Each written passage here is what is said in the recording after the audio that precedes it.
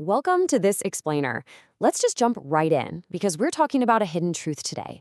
Something sitting at the very foundation of entrepreneurship that you almost never hear about in those typical startup guides or coaching seminars.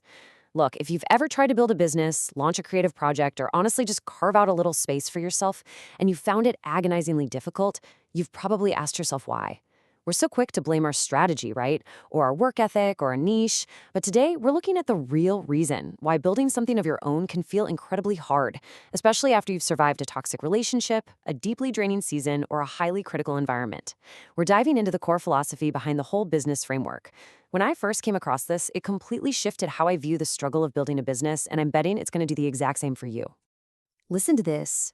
You cannot build a sustainable business or a sustainable anything on top of a sense of worth that someone else has spent years quietly eroding. I mean, take a second and really let that sink in. This is the absolute core thesis we're unpacking today. You see, most traditional business advice just kind of assumes you're starting from a neutral baseline. They teach you marketing funnels, sales strategies, and they completely ignore the fact that if you've spent years having your sense of worth quietly chipped away by someone else's actions or words, you aren't starting from zero. You're actually starting from a deficit. It's like trying to build a house on a foundation that's been totally hollowed out. Section 1. The cost of toxic love. Okay, so let's dive into the unseen toll a toxic environment actually takes on an entrepreneur. When people talk about recovering from a toxic dynamic, the focus is almost always on the loss of the relationship itself, right? The breakup, the falling out, leaving a bad workplace. But the actual casualty here, it's your baseline. The relationship is just the surface layer. The real damage is happening deep, deep underneath the surface, targeting your fundamental sense of self and your intuition. And when that baseline is eroded, here's exactly what goes missing. First off, your instinct for what you deserve. You start second-guessing if you even have the right to want success or fair pay. Next, your ability to trust your own judgment. I mean, if you've been gaslit or constantly criticized, making a totally simple business decision suddenly feels completely paralyzing. Then there's your willingness to take up space. You've been conditioned to shrink, so putting yourself out there feels literally dangerous. And finally, just asking for what you need without aggressively apologizing for it first. You can easily see how losing these specific fundamental traits completely cripples the foundation you need to start or run or grow a successful business. Section 2. The real mindset blocks. So how does this actually show up when you finally sit down to do the work? Let's look at what the traditional business coaching industry widely misunderstands here. Society and standard coaches, they love to tell us we're just suffering from an abstract fear of failure or some kind of vague self-doubt. You know the drill. They tell you to drink a green juice, push through it, manifest your success. But the reality is completely different. The struggles you're facing aren't abstract at all. You aren't just doubting yourself. You're dealing with a specific erosion. You're dealing with the aftermath of spending years being told, either directly or just through someone's actions, that you are not quite enough as you are. You have been trained to maintain this fragile peace, and traditional hustle culture advice completely misses that nuance. Which brings us to what those so-called mindset blocks actually are. They are true business fears born from trauma. Take the fear of asking for your worth in a price, for example. That's not just imposter syndrome. It's a fear rooted in being told your worth is conditional. And what about the fear of being visible?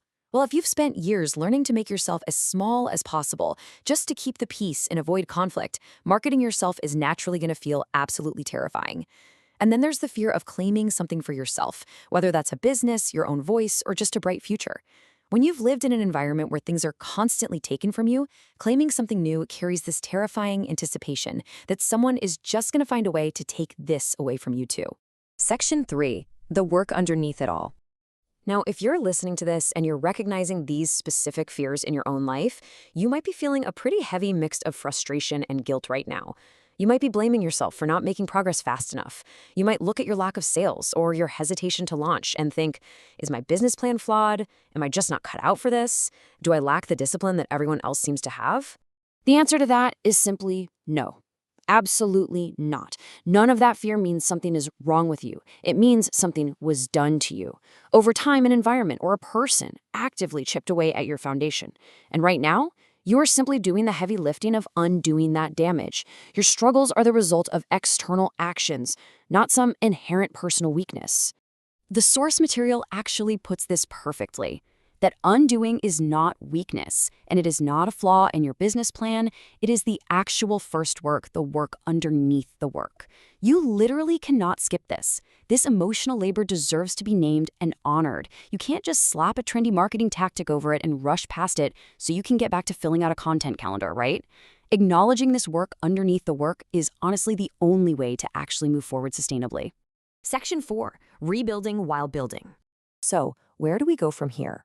How do we actually move forward if our foundation has been cracked? Well, the really empowering core philosophy behind the whole business framework starts with this logical necessity. You have to relearn that you are worth investing in before you can ever convince a stranger on the internet to invest in what you're offering. If you don't believe in your own baseline value, your audience is going to feel that hesitation. But here is the good news, and I really want to reassure you of this right now. You do not have to be completely 100% healed before you're allowed to take action. You don't have to wait until you're perfect to start. So the crucial point here is a simultaneous 3-step process. First, you have to name what was taken from you, your voice, your confidence, your peace. Because naming it is exactly how you begin step 2, which is starting to take it back. And step 3, you build your business at the exact same time. You are fully allowed to build your business and rebuild your fundamental sense of worth concurrently. You construct the foundation while you frame the house. It's the whole shebang, all at once. Which leaves us with one final thought to close out this explainer. What do you need to name today in order to take your power back? Think about it. What piece of your baseline went missing that you need to finally call out into the open? Because the moment you name it, you stop hiding from it, and you start reclaiming the foundation you need to build the business and the life you actually deserve. Take a moment to think about that and take your very first step today.